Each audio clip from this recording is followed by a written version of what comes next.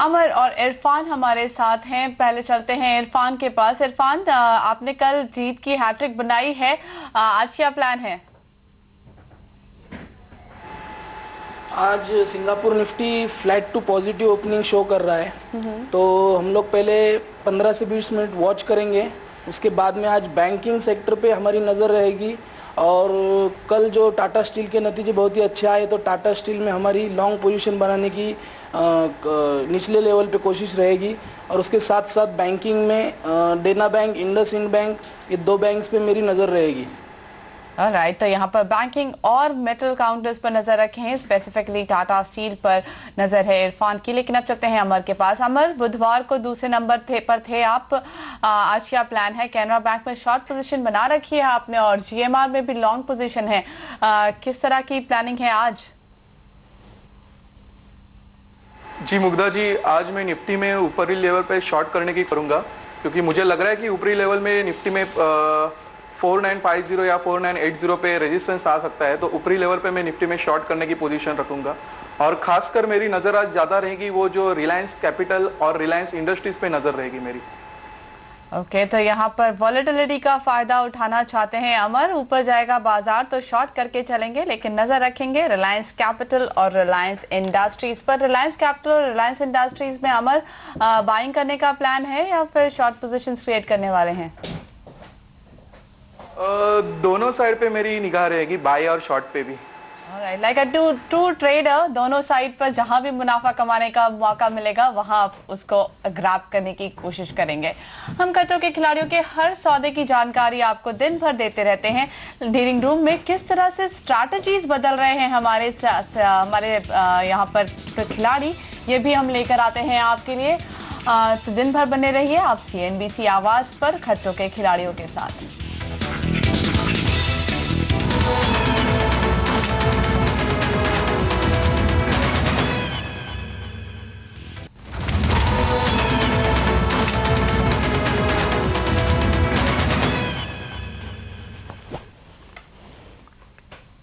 सुरेश जैन और सानिका बाघवे हमारे दो और खिलाड़ियों को शामिल करते हैं यहाँ पे। सुरेश, पहले आपके पास आएंगे। सुरेश हमारे यंगेस्ट प्लेयर इस बार की पूरी टीम में, बताइए क्या करने वाले हैं आज आप?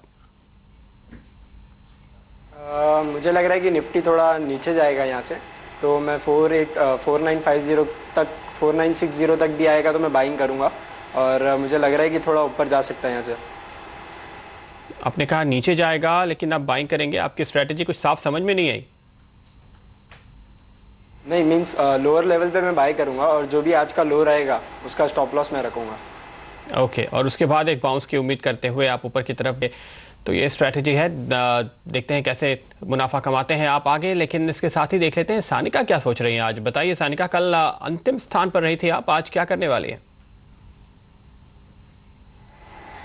मुझे एक 4850 पे सपोर्ट दिख रहा है निफ्टी में, और ऊपर के लेवल में 4940 का सपोर्ट दिख रहा है। अगर 4940 के लेवल पे आता है तो मुझे लग रहा है कि मैं निफ्टी शॉर्ट करके चलूँ, और 4850 के लेवल पे मुझे बाइंग सपोर्ट दिख रहा है, तो वहाँ पे मैं बाय करना चाहूँगी।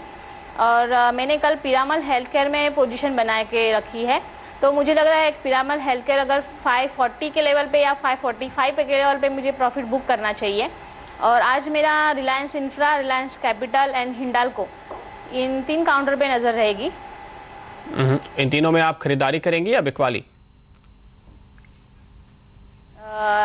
एक्चुअली मुझे ये तीनों भी काउंटर एट्रैक्टिव लेवल पे लग रहा है, मुझे ये बाय करने की लेवल्स लग रही है।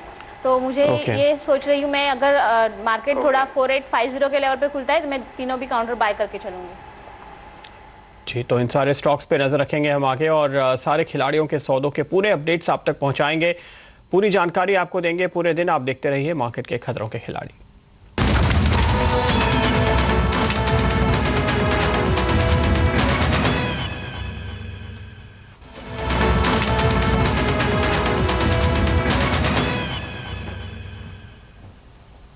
सुरेश जैन ने सुबह ट्रेडिंग शुरू कर दी है। यहाँ पर टाटा मोटर्स और IDBI बैंक फ्यूचर में सौदे किए हैं।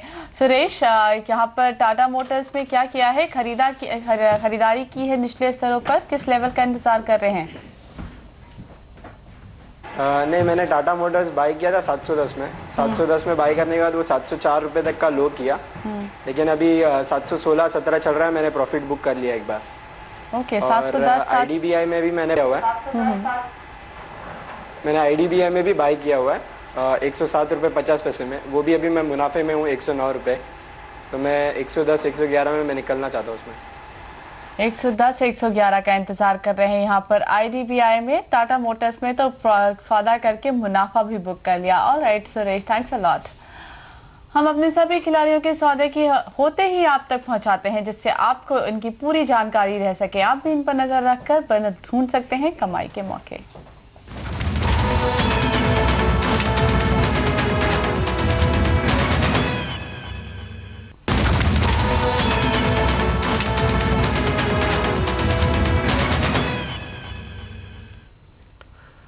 अमर आर्लेकर ने एडुकॉम फ्यूचर में सौदे किए हैं। अमर, बताइए, काफी हद तक पिट चुका है ये स्टॉक पिछले कुछ दिनों में, तो आपने और बेचा है? जी सर, मैंने एजुकॉम इस महीने का फ्यूचर 3 लॉट बेचे हैं 448.50 के रेट पे। और मेरा टारगेट है, फर्स्ट टारगेट है इसका इंट्राडे में 442 और सेकंड टारगेट है 438 का, जो कि मुझे खासकर लग रहा है कि ये अचीवेबल है आज।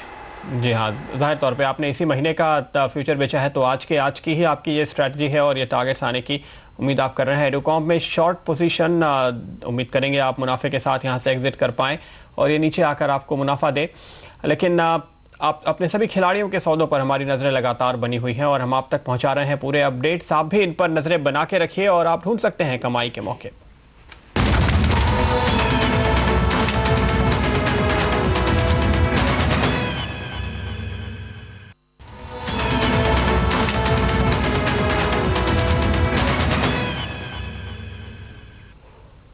धीरज, इस वक्त डीलिंग रूम में क्या चल रहा है? जैनिल, पिछले आधे घंटे के दौरान हमने यहाँ देखा है कि कुछ ठंडापन आ गया है। खिलाड़ी बहुत ज़्यादा ट्रेड करते हुए नहीं दिख रहे हैं। हालांकि जब बाजार हल्की गिरावट के साथ खुले थे तो उसके बाद शुरुआती मिनटों में ही हमारे कम से कम 3 प्लेयर्स ने जोरदार तरीके से सौदे किए थे और मिनटों के अंदर मुनाफा वसूली भी की थी। तो इस वजह से अब 4 में से 3 खिलाड़ी अभी मुनाफे पर बैठे हैं, ये बात ज़रूर है। लेकिन बहुत ज़्यादा ओपन पोजीशंस नहीं बची है। फिर कुछ 2 ही शेयर ऐसे हैं जिनमें कि हमारे खिलाड़ियों ने अब तक ओपन पोजीशंस बनाए रखी है। सुरेश, जिनकी कि IDBI में पोजीशन है 107.80 पर इन्होंने बाई किया है। 110 का टारगेट इन्होंने रखा है और ये इनके बाइंग प्राइस के आसपास ही चल रहा है। मैं आपको बता दूं कि सारे प्लेयर्स जो है ज़्यादातर फ्यूचर में ही सौदे कर रहे हैं। आज वायदा कारोबार की एक्सपायरी और इस वजह से इन्हें इसमें ज़्यादा मुनाफा होने की उम्मीद है, इस वजह से फ्यूचर में सौदे कर रहे हैं। इस वक्त इरफान मेरे साथ है, जिन्होंने सुबह से सिर्फ एक ट्रेड किया है। वो पिछले 3 दिनों से हमारे विनर रहे हैं, लेकिन अभी कुछ खास परफॉर्मेंस उनका नहीं है। उनसे बात करते हैं। इरफान, सुबह से सिर्फ एक ट्रेड, क्या देख रहे हैं आप मार्केट में? आज वायदा बाजार का एक्सपायरी का दिन है, तो इसलिए मैं बहुत ही कॉशियस रह के ट्रेड करना चाहता हूँ। तो इसलिए मार्केट में आज वोलेटिलिटी ज़्यादा रहेगी एक्सपायरी की वजह से। इसलिए मैंने सुबह से सिर्फ एक ही ट्रेड किया है, जो कि मैंने सुजलॉन फ्यूचर में लॉन्ग किया है 58.40 के रेट पे। जॉइनिल, एक चीज़ मैं और बता दूं कि इरफान की ये खासियत है कि वो सुबह मार्केट का मूड आंकते हैं, उसके बाद पूरी चाल समझते हैं और फिर अपनी स्ट्रैटेजी बनाते हैं। पिछले 3 दिनों में हमने ये देखा है कि इरफान जो है दोपहर बाद, जब यूरोपियन मार्केट खुलते हैं उसके बाद ही अपने स्ट्रैटेजी ज़्यादा ओपन करते हैं और फिर ऐसे सौदे करते हैं जिनमें उनमें सबसे ज़्यादा मुनाफा होता है, बाकी सारी खिलाड़ियों को पछाड़ पाते हैं। तो ये ज़रूर है कि अभी तक उन्होंने सिर्फ एक ट्रेड किया है, जिसमें सुजलॉन में जिसमें उन्हें फ़ायदा होता भी दिख रहा है। लेकिन इसके अलावा वो आगे जैसे मूव्स लेंगे वो हम आपको अपडेट पहुंचाएंगे और इस बात की पूरी उम्मीद हम कर सकते हैं कि इरफान वापस दोपहर बाद जिस तरह के ट्रेडिंग करेंगे उसमें वो अपने सारे खिलाड़ियों को, अपने सारे टीममेट्स को जरूर पीछे छोड़ते हुए नजर आएंगे। ऑलराइट, बहुत बहुत धन्यवाद धीरज इस अपडेट के लिए। अपने सभी खिलाड़ियों के सौदे होते ही आप तक पहुंचाएंगे इसकी जानकारी। आप भी इन पर नजर बनाकर ढूंढ सकते हैं कमाई के मौके।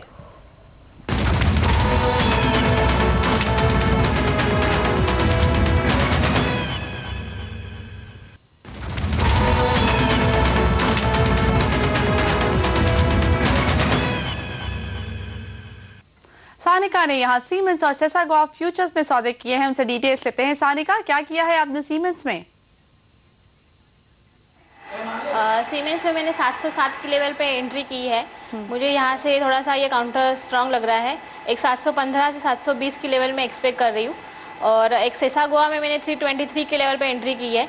मुझे ऐसे लग रहा है कि आज इंट्राडे में 325 या 328 की लेवल मुझे मिल सकती है। और एक टाटा स्टील भी मुझे अट्रैक्टिव लग रहा है इस लेवल पे। 480 के लेवल पे मैंने एंट्री किया हुआ है 480-81 में, और मुझे ये लग रहा है कि एक 488 या 90 की लेवल मुझे दिख सकती है आने वाले नेक्स्ट 2-3 दिनों में। ऑलराइट, तो यहाँ पर टाटा स्टील में अगले 2-3 दिन का इंतजार कर रही हैं, लेकिन सीमेंस और सेसागोवा यहाँ पर पॉजिटिव साइड में ट्रेड करके इंतजार कर रही हैं अपने टारगेट्स का। Sanika, best of luck Sanika, आपको सारे यहाँ पर जो आपके ट्रेड्स हैं उनके सबके लिए बेस्ट विशेस। हम अपने सभी खिलाड़ियों के सौदे के होते ही आप तक पहुंचाते हैं ताकि आप इन पर नजर रखकर ढूंढ सके कमाई के मौके। तो देखते रहिए मार्केट के खतरों के खिलाड़ी।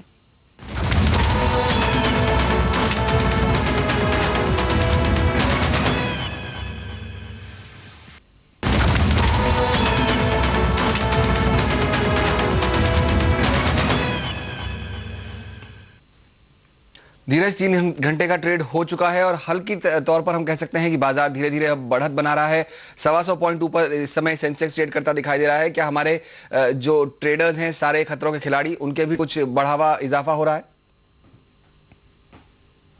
डेफिनेटली सौमित्र, हमारे सारे खिलाड़ियों के ट्रेड में इजाफा हो रहा है और एक खास बात यह है कि सारे खिलाड़ियों ने अब तक मुनाफा भी ज़रूर कमा लिया है। लेकिन एक चीज़ जो कि सबसे इंपॉर्टेंट है कि हमारे चारों खिलाड़ियों की स्ट्रेटजी जो है बिल्कुल एक दूसरे से अलग है, और वो सिर्फ ये नहीं देख रहे हैं कि किस मार्केट किस तरीके से मूव कर रहा है, वो ये भी देख रहे हैं कि बाकी दूसरे जो उनके राइवल प्लेयर्स हैं वो कैसी स्ट्रेटजी बना रहे हैं, और उसके बाद वो अपने हिसाब से अपनी नई स्ट्रेटजी मार्केट के मूवमेंट के साथ साथ डिवाइस करते जा रहे हैं। फिलहाल जो पोजीशन है उसमें सुरेश हमारी टीम के सबसे यंग प्लेयर सबसे आगे चल रहे हैं, करीब करीब 6% का मुनाफा उन्होंने कमाया है, और उसके बाद दूसरे नंबर पर अमर हैं जो कि उनसे करीब आधे 3.5% के मुनाफे के साथ हैं। बाकी इरफान और सानिका, ये दोनों आसपास का मुकाबला इन दोनों में चल रहा है। फिलहाल तीसरे और चौथे नंबर पर ये दोनों बने हुए हैं। आपको एक चीज़ बता दें कि इरफान हमारे 3 दिन के विनर हैं, इसलिए उनके ऊपर इस बात का दबाव भी ज़्यादा है कि वो आज भी काफ़ी अच्छा परफॉर्म करें और सुरेश को पीछे छोड़ें। फिलहाल जो कुछ शेयर्स जिनमें की पोजीशंस हमारे प्लेयर्स ने बनाए रखी है, ज़्यादातर सौदे फ्यूचर में हो रहे हैं। ये सारी पोजीशंस फ्यूचर की मैं आपको बता रहा हूँ। Tata Steel, mini Nifty, Siemens, सेसागोवा, टाटा स्टील, टाटा मोटर्स और आईसीआईसीआई बैंक, ये कुछ ऐसे शेयर्स हैं जिनमें हमारे खिलाड़ियों ने पोजीशन बनाए रखी है। सबसे ज़्यादा सौदे जो हैं अब तक सुबह से किए हैं सानिका ने, सबसे ज़्यादा एक्टिव भी वही रही हैं। पिछले 4 दिनों में हमने ये देखा है, उनकी स्ट्रैटेजी ही यही रही है कि वो बहुत ज़्यादा सौदे करती हैं और सब में थोड़ा थोड़ा मुनाफा ज़रूर कमाती हैं। इस वक्त सुरेश हमारे साथ हैं, उनसे बात करते हैं, ये जानते हैं कि वो आगे जाकर क्या कर रहे हैं ताकि उनकी पोजीशन जो ये 1 नंबर की है वो बनी रहे। सुरेश, सबसे आगे आप आज चल रहे हैं, जो कि इस पूरे हफ्ते में पहली बार ऐसा हुआ है कि दिन का आधा कारोबार बीत चुका है और आप अभी भी अपनी पोजीशन बनाए रखे। आगे ये पोजीशन बनी रहे, इसके लिए आप क्या करने वाले हैं? मैंने इतने दिन देखा है कि मैं बहुत काफ़ी कम सौदे करता हूँ, तो इसलिए मैं बहुत नीचे रहता हूँ। तो मैंने आज सारे सौदे किए हुए और सारे के सारे सौदे में मेरा मुनाफा था। कुछ ऐसे स्टॉक, स्पेसिफिक स्टॉक्स आपने अपने नज़र में रखे हैं जो कि आप आगे के 3 घंटों में सौदे जिनमें करने वाले हों? मेरा एक सौदा है सिनेमैक्स का, मैंने जो 50 रुपये में ख़रीदा हुआ है और मुझे लग रहा है ये ऊपर जाएगा। और टाटा मोटर्स भी है थोड़ा ध्यान में, वो बाद में देख के करेंगे।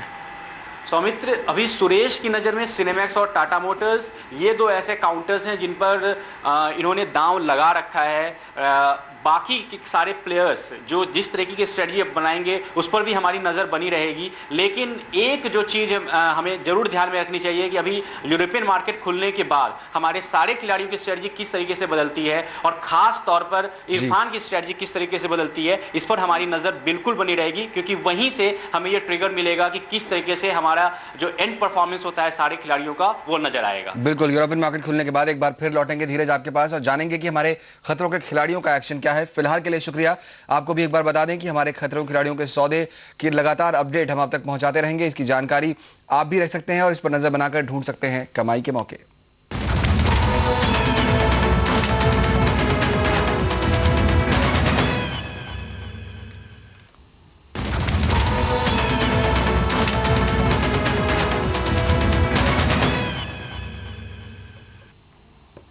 अमर रालेकर ने एक्सिस बैंक फ्यूचर में सौदा किया है।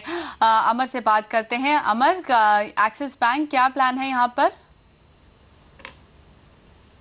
जी मुग्धा जी, मैंने एक्सिस बैंक जून महीने का फ्यूचर बाय किया था 1181 पे, और मैंने उसको 1188.90 पे सेल भी कर दिया और उसमें करीब 6% का मुनाफा भी कमा लिया है। 1181 पे खरीदा था आपने और कितने भाव पे बेचा? 1188.90 पे। 1188 पर बेच दिया, वहां पर 1189 के आसपास बेचा है यहाँ पर। ऑलराइट अमर, लेकिन इसके अलावा भी किन्हीं शेयरों पे नजर है आपकी? जी फिलहाल तो अभी यूरोपियन मार्केट ओपन हुए हैं, तो मेरी अभी करंटली हिंडाल्को और सेसागोआ पे नजर है। Alright Amar, best of luck यहाँ पर आपके आज के कारोबार के लिए। Thanks a lot. सो अमर ने यहाँ पर एक्सिस बैंक में मुनाफा कमाया क्विकली एंटर करके और फिर उसमें जो बढ़त आई उसका फायदा उठाकर। लेकिन हम आपको दिन भर न सिर्फ आपने सभी खिलाड़ियों के सौदे की जानकारी देते हैं, बल्कि उनकी स्ट्रैटेजी किस तरह से है, वो क्या सोच रहे हैं, ये सब भी आपके लिए लेकर आते हैं ताकि आप भी इन पर नजर बनाकर ढूंढ सकते हैं कमाई के मौके।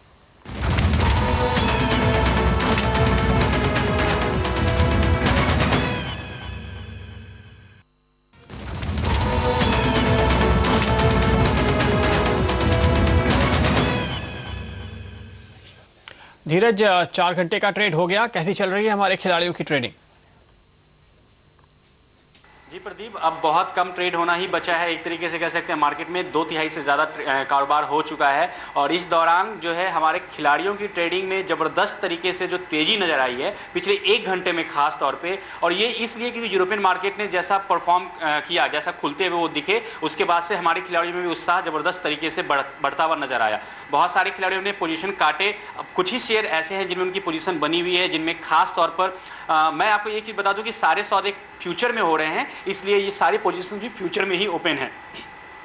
इनमें जो शामिल हैं शेयर वो हैं siemens, Tata Steel, Tata Motors और जीएमआर इंफ्रा। अब से थोड़ी देर पहले हमारे खिलाड़ी अमर आर्लेकर ने जीएमआर इंफ्रा में लॉन्ग पोजीशन बनाई है, 57.20 के लेवल पर बाई किया है और वो देख रहे हैं कि इसमें उन्हें शाम तक काफ़ी अच्छा खासा मुनाफा हो जाए। एक और इम्पॉर्टेंट चीज़ जो इस पूरे डीलिंग रूम में अब तक निकल कर सामने आई है कि सारे खिलाड़ी जी तोड़ कोशिश कर रहे हैं हमारे टीम के विनर इरफान को पीछे छोड़ने की, लेकिन कोई भी कामयाब नहीं हो पा रहा है। यूरोपियन मार्केट के खुलने के बाद से इरफान ने ऐसा दांव खेला कि बाकी सारे खिलाड़ी काफ़ी पीछे छूट गए हैं। दूसरे नंबर पर रहे हमारे प्लेयर अमर साथ हैं हमारे, उनसे पूछते हैं कि वो आगे जीएमआर इंफ्रा के जरिए क्या उन्हें पीछे छोड़ता हुआ देख रहे हैं।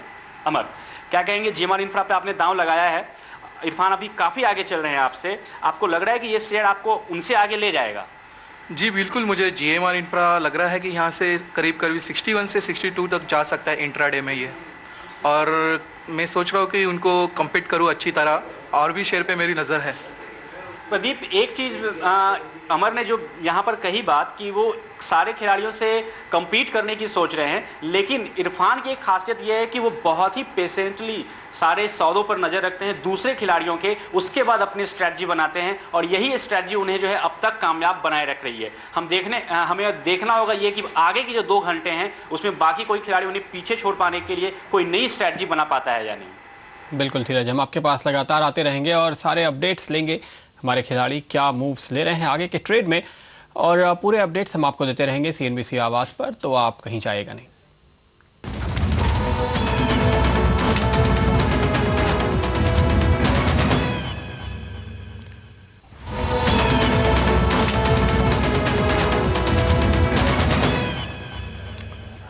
और साथ अमर इस समय मौजूद हैं। 8 साल से स्टॉक मार्केट्स को ट्रैक कर रहे हैं और निफ्टी ने अभी भी 5000 का स्तर वापस प्राप्त किया है।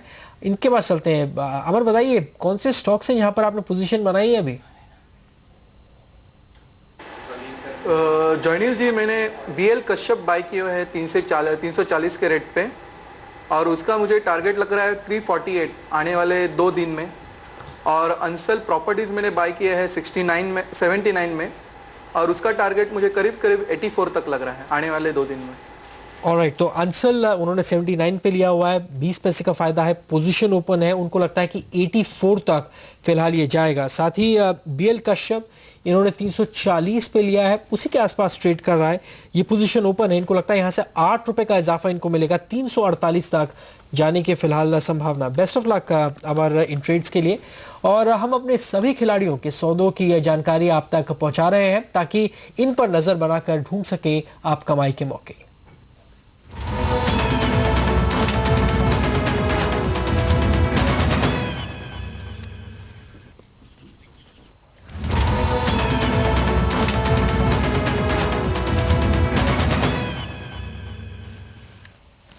धीरज, नए खिलाड़ियों के लिए चौथा दिन और बाजार में शानदार तेजी, कैसा रहा आज का परफॉर्मेंस?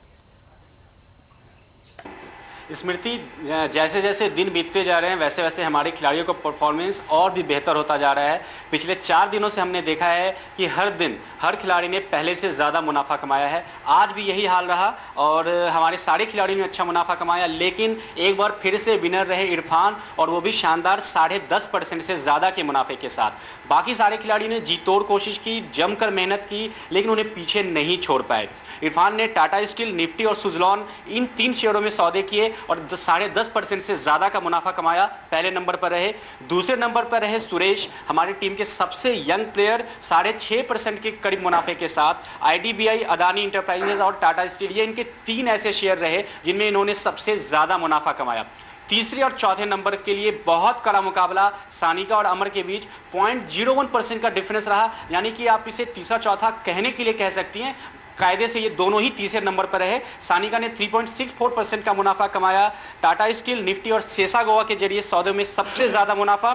अमर 0.63% का मुनाफा। GMR infra, Canara bank, Educomp, ये इनके 3 ऐसे शेयर रहे जिनमें इन्होंने सबसे ज्यादा कमाई की। इरफान इस वक्त हमारे साथ हैं, हमारे लगातार 4 दिन के विनर। उनसे जानते हैं कि बाकी खिलाड़ियों के मुकाबले उनकी स्ट्रेटजी में खास क्या है। इरफान, 4 दिन से विनर हो रहे हैं, कोई खिलाड़ी आपको पीछे नहीं छोड़ पा रहा है, आप क्या कहेंगे?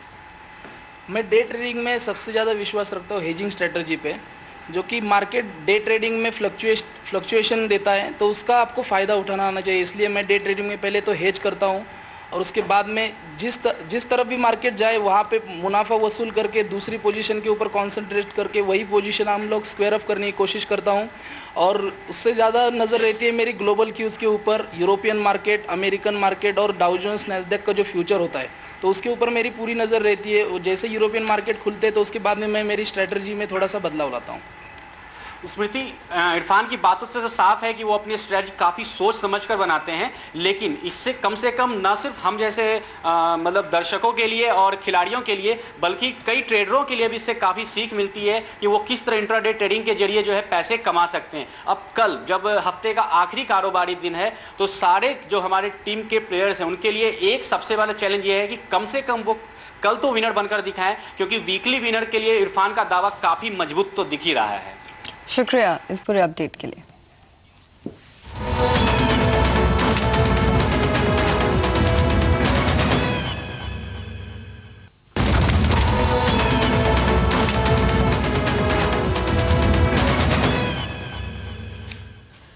पुणे के इरफान मोमिन एक बार फिर विनर बने और सारे खिलाड़ियों को भारी अंतर से पीछे छोड़ दिया। इरफान ने 10.5% से ज्यादा का मुनाफा कमाया। उन्होंने टाटा स्टील, निफ्टी और सुजलॉन में सौदे किए। दूसरे नंबर पर रहे हमारी टीम के सबसे कम उम्र के खिलाड़ी सुरेश जैन, जिन्होंने 6.25% से ज्यादा का रिटर्न हासिल किया। आईडी बैंक, अदानी एंटरप्राइजेज और टाटा मोटर्स ये ऐसे शेयर रहे जिनमें सबसे ज्यादा मुनाफा सुरेश ने कमाया। तीसरे नंबर पर रही सानिका बागवे करीब 4.25% की कमाई के साथ। सानिका ने टाटा स्टील, निफ्टी और सेसा गोवा में सौदों के जरिए सबसे ज्यादा मुनाफा हासिल किया। आज आखिरी नंबर पर रहे अमर आर्लिकर, जिन्हें करीब 3.5% का रिटर्न मिला। जिन शेयर्स में उन्हें सबसे ज्यादा कमाई हुई उनमें रहे जीएमआर इंफ्रा, कैनरा बैंक और एडुकॉम।